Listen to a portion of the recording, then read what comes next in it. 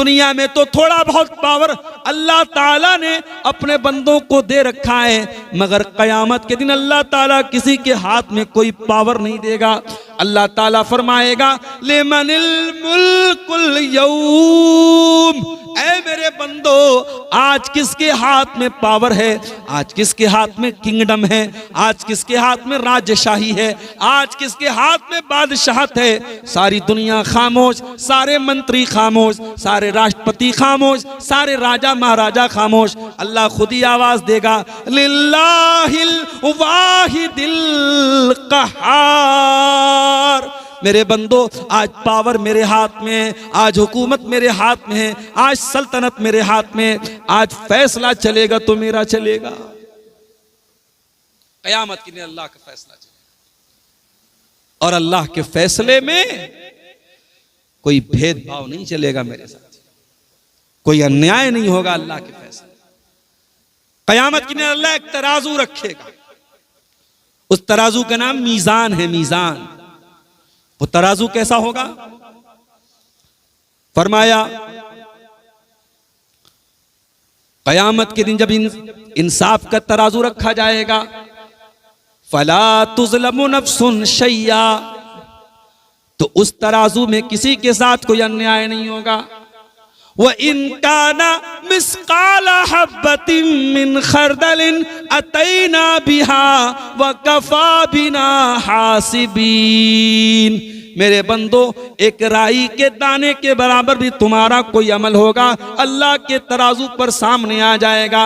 अल्लाह जब हिसाब लेगा तो पूरा पूरा हिसाब लेगा। दुनिया में मीडिया ट्रायल होता है, अपराधी को पकड़ा गया, अभी अपराध सिद्ध नहीं हुआ है, मीडिया ने अपराधी बना दिया, मीडिया ने दिखा दिया ये अपराधी है, अपराधी अपराधी, टीवी पर चल गया, अखबार में आ गया, फिर 20 साल तक वो जेल में रहा। 20 साल के बाद कोर्ट ने कहा अपराध सिद्ध नहीं हो पाया, अदालत बाइज्जत रिहा करती है। 20 साल तो गया उसका, उसकी इज्जत तो गई, उसका नाम तो गया, उसके बच्चे बेचारे 20 साल तक बाप के बगैर यतीम रहे, उसकी बीवी बेचारी बेवा रही, उसका कैरियर तो तबाह हो गया। दुनिया के इंसाफ में देर लग सकती है मेरे साथ, अल्लाह के इंसाफ में कोई देर नहीं लगेगी, क्योंकि अल्लाह की अदालत में कोई मीडिया ट्रायल नहीं होगा।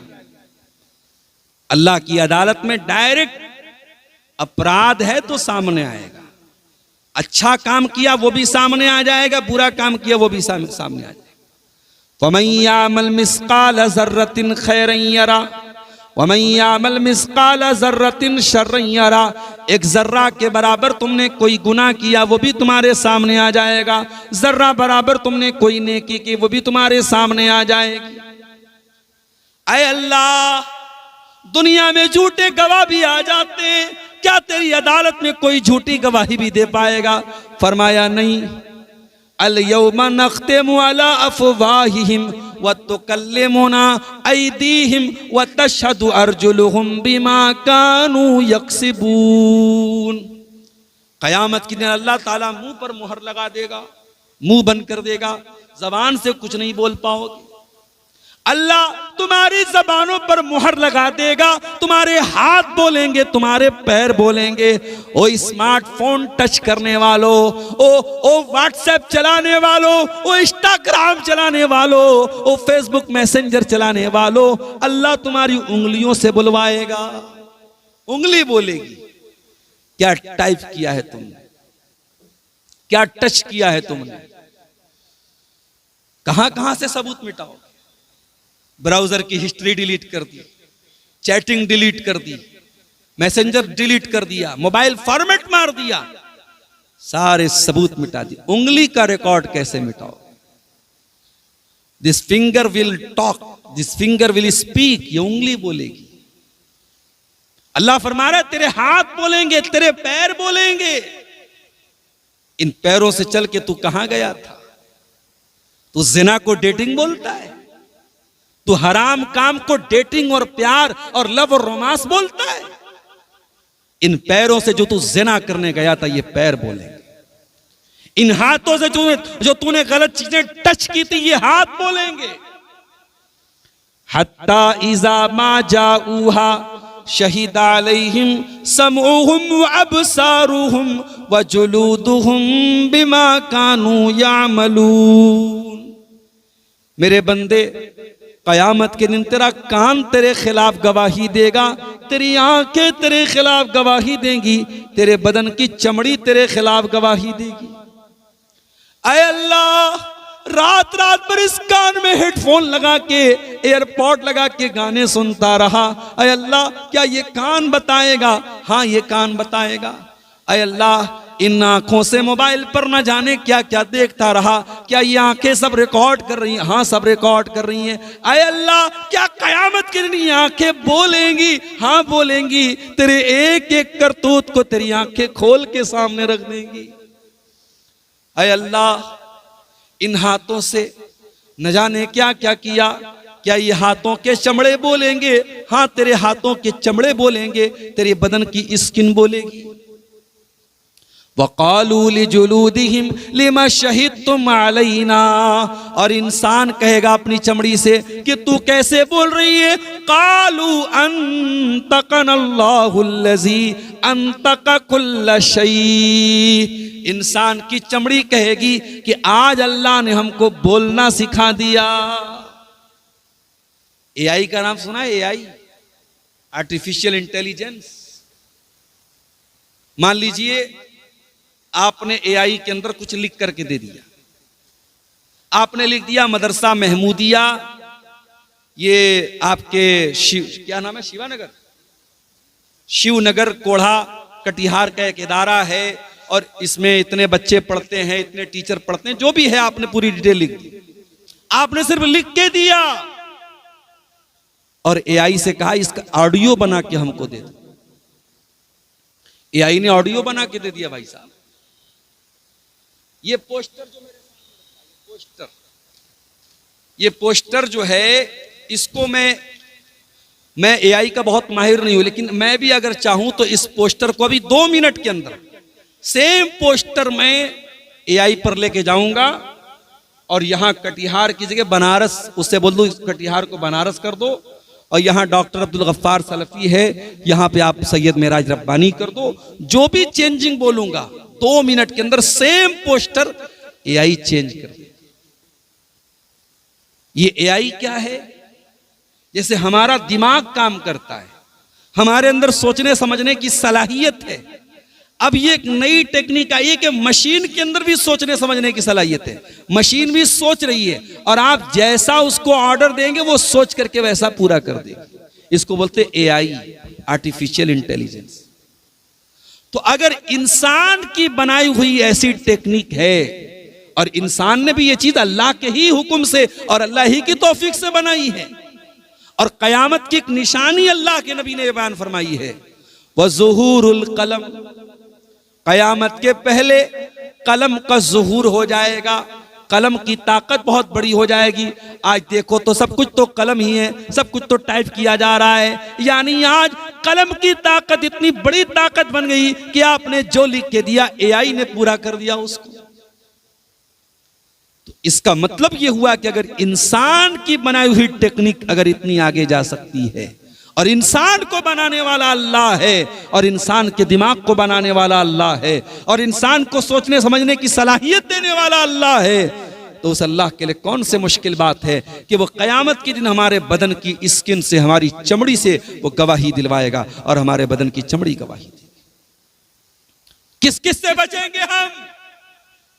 कान गवाही देगा, आंखें गवाही देंगी, हाथ गवाही देंगे, पैर गवाही देंगी, बदन के चमड़े गवाही देंगे। ऐ अल्लाह, कोई ऐसा भी गुनाह मैंने किया था, बंद कमरे में था, अंधेरा था, लाइट ऑफ थी, किसी ने नहीं देखा, ऐ अल्लाह क्या उस गुनाह की भी पकड़ होगी? फरमाया इज़ा ज़ुल्ज़िलतिल अर्ज़ु ज़िल्ज़ालहा व अख़रजतिल अर्ज़ु अस्क़ालहा व क़ालल इंसानु मा लहा यौमइज़िन तुहद्दिसु अख़बारहा। है मेरे बंदे, कयामत के दिन धरती भी बोलेगी, जमीन भी बोलेगी, जमीन भी गवाही देगी। जिस बेडरूम में रह के तूने गलत काम किए थे वो बेडरूम बोलेगा, जिस जमीन पे तूने गलत काम किया था वो जमीन बोलेगी, जिस जमीन पे तूने अच्छे काम किए थे, जहां तेरी पेशानी ने सजदे किए थे, जहां तेरी आंखों से आंसू बहे थे, जहां तेरे हाथों से सदका खैरात हुआ था, जहां जाके तूने हज और उम्रा किया था, जहां तूने जानवर की कुर्बानी की थी, वो जमीन बोलेगी, वो जमीन गवाही देगी। इज़ा ज़ुल्ज़िलतिल अर्ज़ु ज़िल्ज़ालहा व अख़रजतिल अर्ज़ु अस्क़ालहा व क़ालल इंसानु मा लहा यौमइज़िन तुहद्दिसु अख़बारहा। जमीन गवाही देगी, जमीन बोलेगी। मेरे प्यारे साथियों, किस किस से हम बचेंगे? ऐ अल्लाह, दुनिया में पैसे का लेन देन करके भी मामला रफा दफा हो जाता है। कार वाला जा रहा था, बाइक से लड़ गया, एक्सीडेंट हो गया, बाइक वाला मर गया, पुलिस आ गई। कार वाले ने पुलिस वालों को भी कुछ पैसा दे दिया, उस गरीब आदमी के परिवार को भी कुछ पैसा दे दिया, दोनों तरफ से मामला रफा दफा हो गया। ऐ अल्लाह, क्या तेरी अदालत में भी पैसा देकर के मामला रफा दफा हो जाएगा? फरमाया वत्तकू यौमन, ऐ मेरे बंदो उस दिन से बचो, तुरजऊन फीहि इलल्लाह, जिस दिन तुम अल्लाह के पास जाओगे, सुम्मा तुरजऊन इलल्लाह सुम्मा तुवफ़्फ़ा कुल्लु नफ्सिम मा कसबत, और हर नफ्स को उसके अमल का पूरा पूरा बदला दिया जाएगा। वहुम ला युज़लमून, और उस दिन किसी के साथ कोई जुल्म नहीं होगा। दूसरी जगह फरमाया ला युख़ज़ु मिन्हा अदलु वला हुम युनसरून, कयामत के दिन कोई बदला नहीं दिया जाएगा, कोई फिदिया नहीं दिया जाएगा, किसी के बदले किसी को नहीं पकड़ा जाएगा। उस दिन से डरो मेरे प्यारे साथी। जब तक ये डर नहीं पैदा होगा, बुराई नहीं खत्म हो सकती। हजारों साल पहले एक खूबसूरत नौजवान था, घर के अंदर अकेला था, उसकी घर के अंदर एक खूबसूरत औरत भी थी, औरत भी जवान थी, और ये जो मर्द था ये भी जवान था, खूबसूरत भी था, और उस लड़की का, उस औरत का गुलाम था। ये गुलाम की हैसियत से रहता था। उस औरत ने घर के सारे दरवाजे बंद कर दिए और अपने गुलाम से कहा मेरी बाहों में आ जा। वो गुलाम वहां का रहने वाला भी नहीं था। उस औरत, वो गुलाम तो नहीं था लेकिन उस घर में गुलाम की तरह, खादिम की तरह रहता था। वो नौजवान परदेसी था। परदेसी को बहुत सारी बातों का डर नहीं होता है। इंसान को अपने वतन में जितना अपनी इज्जत का लिहाज रहता है, परदेश में नहीं रहता है। वो परदेश में भी था। वो नौजवान उस औरत के अंडर में रहता था। गुलाम तो नहीं था लेकिन गुलाम की हैसियत से था। औरत उसकी मालकन थी, उसकी आका थी। औरत खुद बुला रही थी और घर के सारे दरवाजों को भी औरत ने बंद कर दिया था। कोई कैमरा भी नहीं लगा था, कोई पकड़ने वाला भी नहीं था। कुरान नक्शा खींचता है, वरावदतहुल्लती हुवा फी बैतिहा अन नफ्सिही वगल्लकतिल अबवाब। याद करो मेरे बंदे यूसुफ अलैहिस्सलाम को, जब उस औरत ने, जिस औरत के घर में यूसुफ रहा करते थे, उस औरत ने अपने जाल में फंसाने की कोशिश की और उसने सारे दरवाजे अच्छी तरीके से बंद कर दिए और कहने लगी है तलक, है तलक, है तलक, ऐ यूसुफ मेरे पास आ जाओ। औरत खुद बुलाए तो इंसान का बचना बहुत मुश्किल होता है। बहुत आसान है मजलिस में माज अल्लाह कह देना, बहुत मुश्किल है खलवत में गुले गुलगू से बच जाना। तन्हाई में जब कोई बुराई का मौका मिल रहा हो, उस मौके पर बुराई से अपने दामन को बचाना, इट इज द चैलेंज। ये बहुत बड़ा चैलेंज है मेरे प्यारे साथी। औरत बुला रही है तलक, ऐ यूसुफ आओ। यूसुफ कहते काला माज अल्लाह, मैं अल्लाह की पनाह चाहता हूं। इन्नहु रब्बी अहसन मसवाया, इन्नहु ला युफ्लिहुज़्ज़ालिमून। ऐ ज़ुलेखा, ऐ अजीज़े मिस्र की बीवी, मेरे मालिक ने तेरे घर में मुझको ठिकाना दिया और मैं अपने मालिक के साथ ही गद्दारी करूं, ये मुझसे नहीं हो सकता।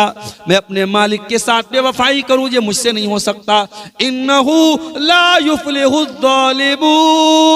ऐ ज़ुलेखा, मैं इतना बड़ा जुल्म नहीं कर सकता, मैं जालिम नहीं हूं। वो कौन सी ताकत थी मेरे भाइयों जिसने यूसुफ को जवान होने के बावजूद, खूबसूरत होने के बावजूद और मलका औरत, पैसे वाली औरत और खुद गुनाह की तरफ बुला रही है। वो कौन सी ताकत थी जिसने यूसुफ को गुनाह करने नहीं दिया? वो ताकत अल्लाह का डर थी। वो ताकत ये एहसास था कि अल्लाह देख रहा है, अल्लाह देख रहा है, और अल्लाह की पकड़ का डर था। वो डर यूसुफ अलैहिस्सलाम को गुनाह से दूर करता है। इसीलिए अल्लाह के नबी फरमाते हैं, कयामत के दिन जब कोई साया नहीं होगा, सबअतुन युज़िल्लुहुमुल्लाहु फी ज़िल्लिही यौमा ला ज़िल्ला इल्ला ज़िल्लुहु। कयामत के दिन अल्लाह ताला 7 खुश नसीबों को अपने अर्श का साया देगा। जिस दिन अल्लाह के अर्श के सिवा कोई साया न होगा, उन 7 खुश नसीबों में एक वो इंसान भी होगा। फरमाया, व रजुलुन दाअतहु इम्राअतुन ज़ातु मनसबिन व जमालिन फ़क़ाल इन्नी अख़ाफ़ुल्लाह। जिसको कोई खूबसूरत औरत, कोई पैसे वाली औरत गलत काम की तरफ बुलाए और वो ये कह के ठुकरा दे, मैं अल्लाह से डरता हूं। बड़ा मशहूर वाकया है, सुना होगा आपने कई बार।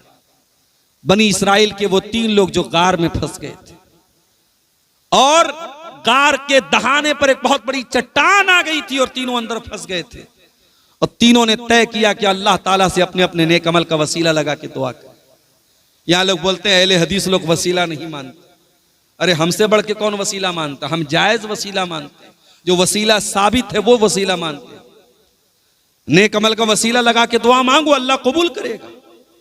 कुछ ऐसी नेकी करो जो आपको पता हो, अल्लाह को पता हो। यहां तो चंदा जब तक दे करके ऐलान ना हो हाजी साहब के नाम का, तब तक हाजी साहब की जो है उनको सुकून नहीं मिलता है।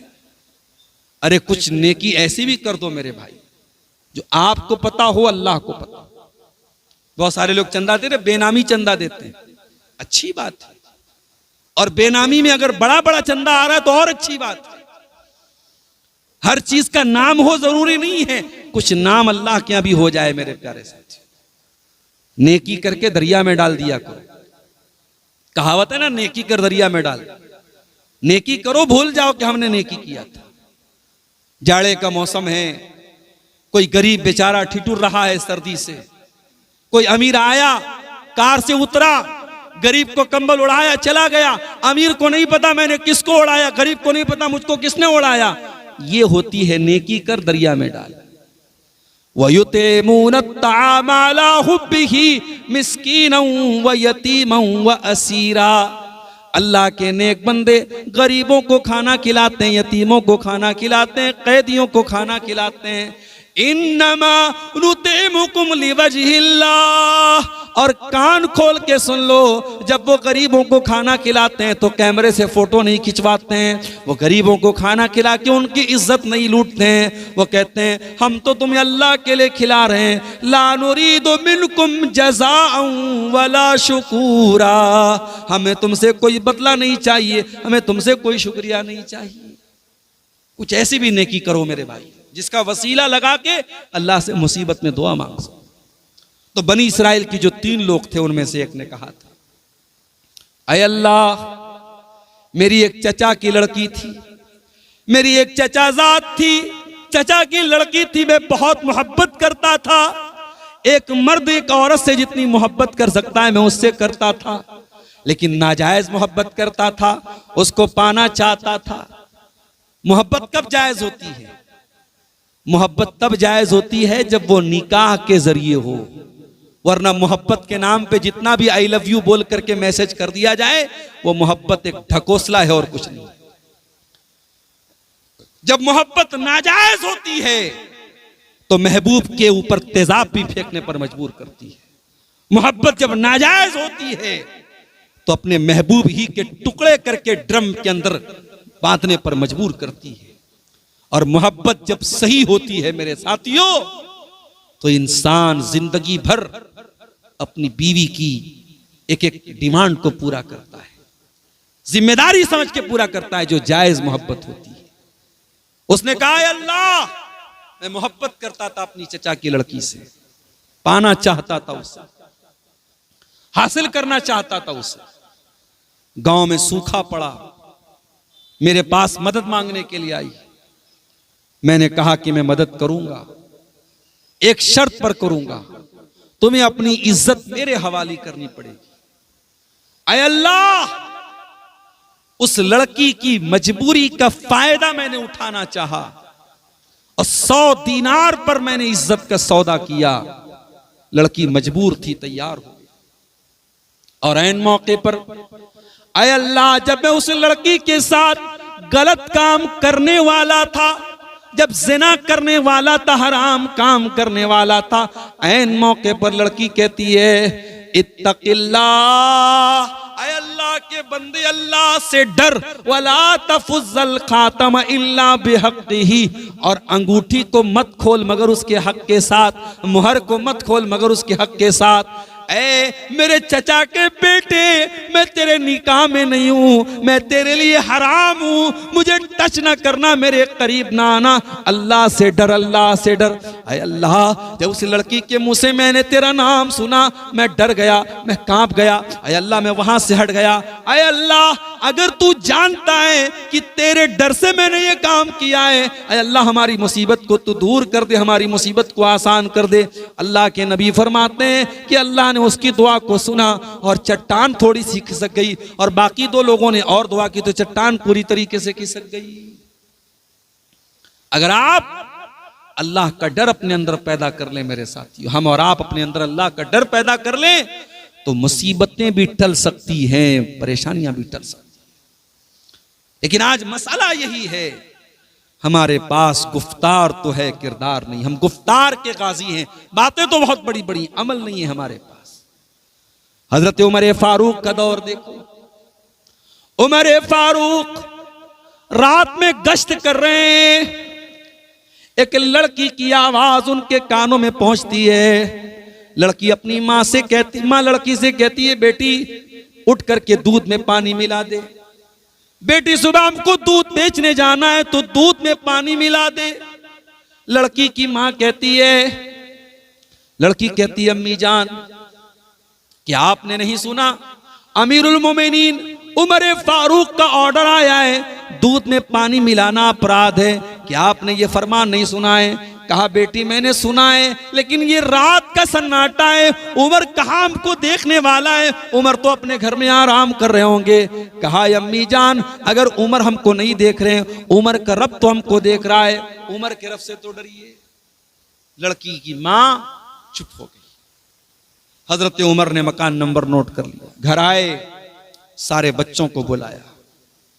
ऐ मेरे बच्चों, मैं एक लड़की की आवाज सुन के आया, मैं नहीं जानता कि वो कितनी खूबसूरत है, उसका घर कैसा है, खानदान कैसा है, मैं नहीं जानता।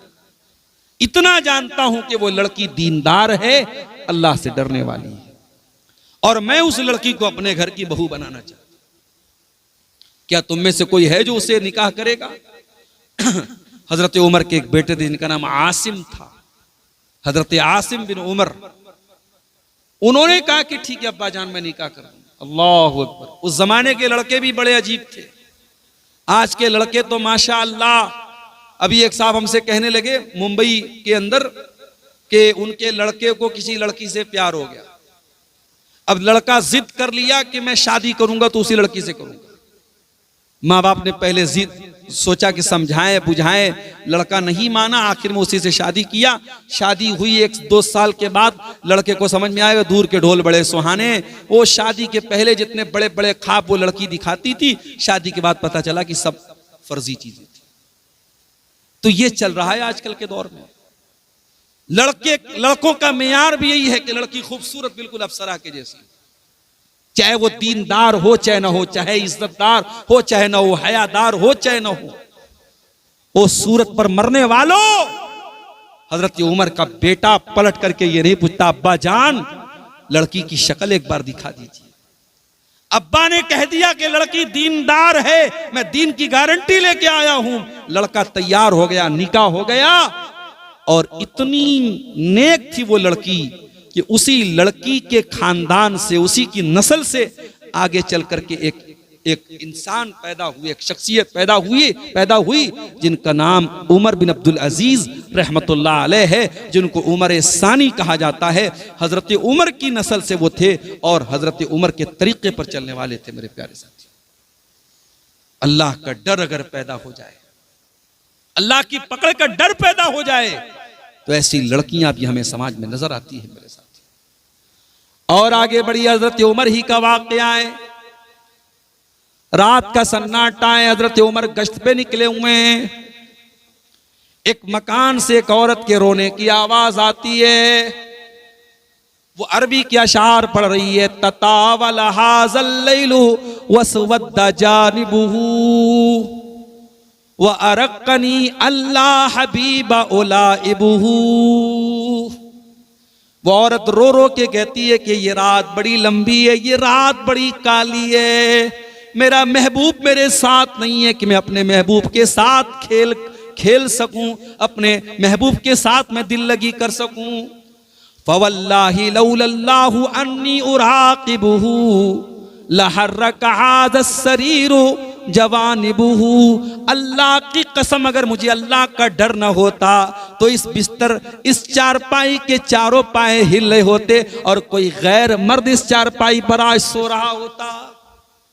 मतलब यह हुआ कि वो औरत शौहर से दूर थी, शौहर उसका मैदान जंग में गया हुआ था और औरत को अपने शौहर की याद आ रही थी और वो रो रही थी और ये अशार पढ़ रही थी।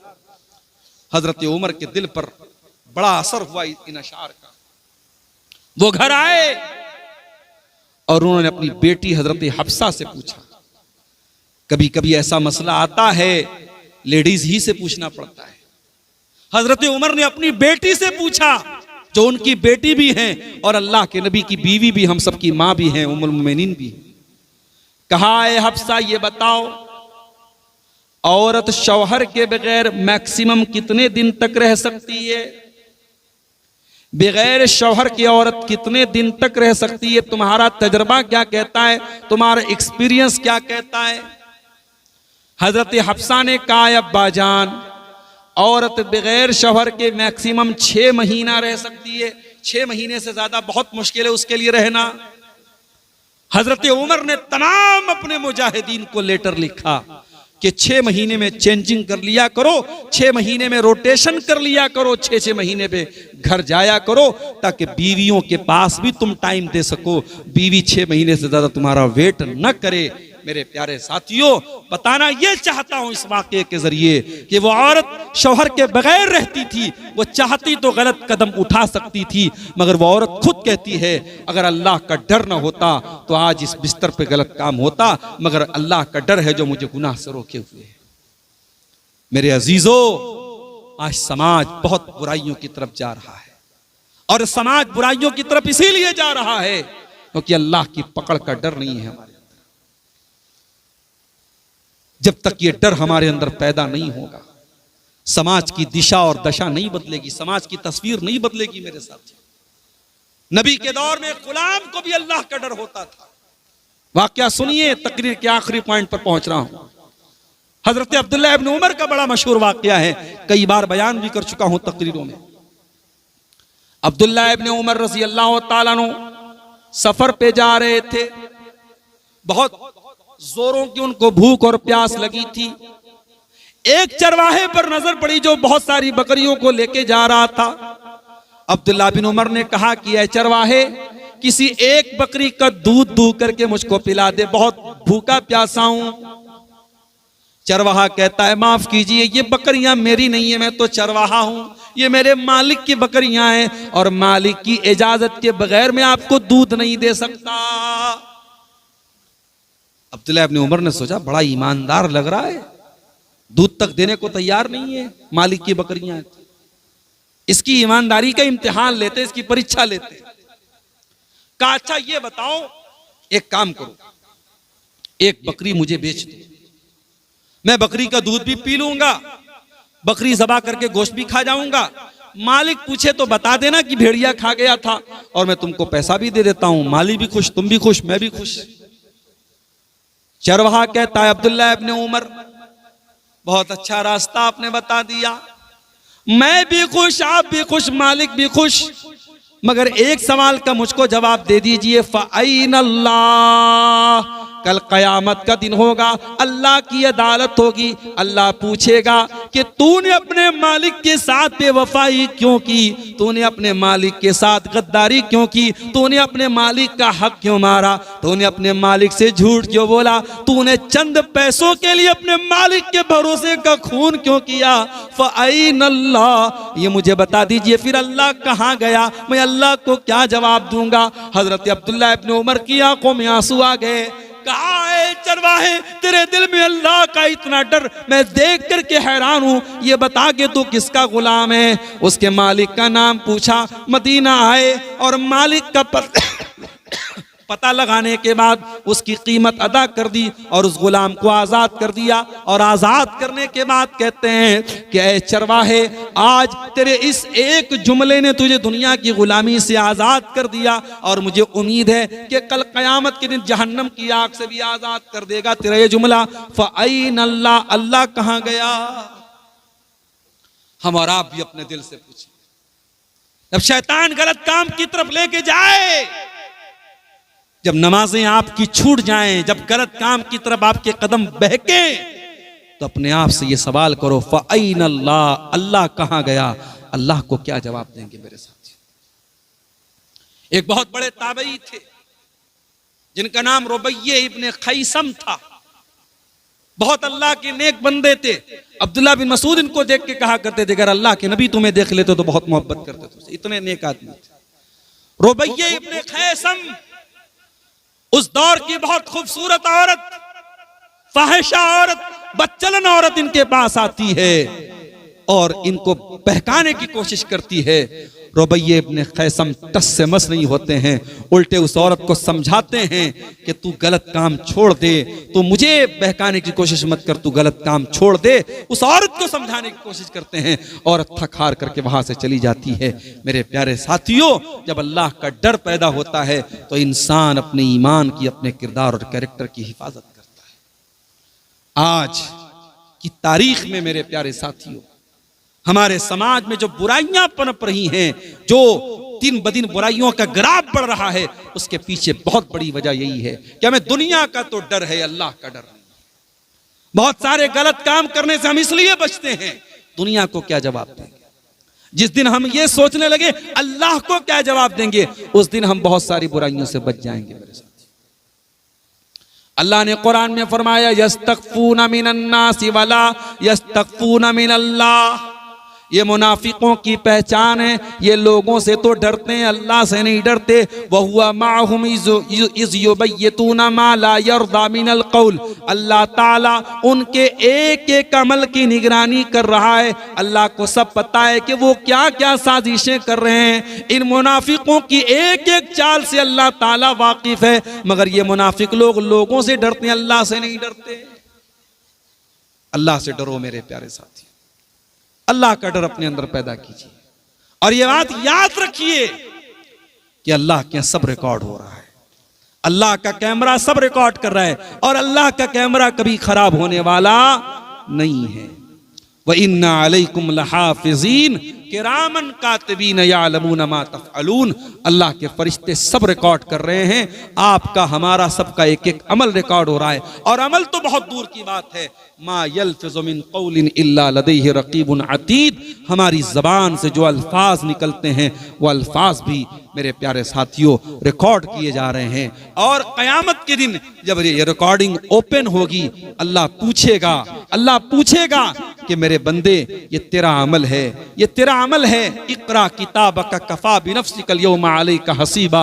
मेरे बंदे ये तेरी किताब है, तू खुद अपनी किताब पढ़ के बता दे तेरे साथ क्या मामला होना चाहिए। मेरे प्यारे साथियों, इसलिए हम और आप अपने दिलों में ये तसव्वुर पैदा करें कि अल्लाह देख रहा है, और जब तक ये हम तसव्वुर नहीं पैदा करेंगे समाज से बुराइयां नहीं खत्म हो सकती हैं। दो सवालात हमारे सामने आए हैं। क्या औरत एतिकाफ कहाँ कर सकती है? औरत के लिए एतिकाफ मस्जिद ही में साबित है, घर में साबित नहीं है। अगर मस्जिद में औरत के लिए इंतज़ाम है, साउथ इंडिया में मैं रमज़ान में जाता हूँ, वहाँ अल्हम्दुलिल्लाह बहुत सारे इलाकों में मस्जिद में पूरा इंतज़ाम है औरतों की इज्जत का और उनकी सिक्योरिटी का, और वहाँ एतिकाफ औरतें मस्जिद में करती हैं। आप सीमांचल में भी ऐसा माहौल बनाइए और पूरा मजबूत इंतज़ाम कीजिए तो औरत मस्जिद में एतिकाफ करेगी। और अगर मस्जिद में ऐसा इंतज़ाम नहीं है तो औरत को दिल छोटा करने की ज़रूरत नहीं है। वो ये ना सोचे कि मैं ये नेकी नहीं कर सकती हूँ, वो और नेकी का काम करे, वो घर में बैठ के नमाज पढ़े, तहज्जुद पढ़े, वो उसके लिए काफ़ी है। आपको अल्लाह ताला जिस चीज़ की ताकत नहीं है उससे ज़्यादा आपको बोझ नहीं डालता। अगर आपको बहुत शौक है एतिकाफ करने का, रमज़ान में मौका निकालिए, पैसा खर्च कीजिए, उम्रा करने जाइए और वहाँ जाके आप एतिकाफ, मर्द भी एतिकाफ कर ले, औरत भी वहाँ कर ले, हरम में इंतजाम होता है, वहाँ कर सकते हैं। लेकिन यहाँ पे अगर एतिकाफ करना है तो मस्जिद में करेगी, और वो भी वो मस्जिद जहाँ जुमा होता है। आम वक्तिया मस्जिद नहीं, जामा मस्जिद में ही एतिकाफ हो सकता है, किसी और मस्जिद में नहीं हो सकता।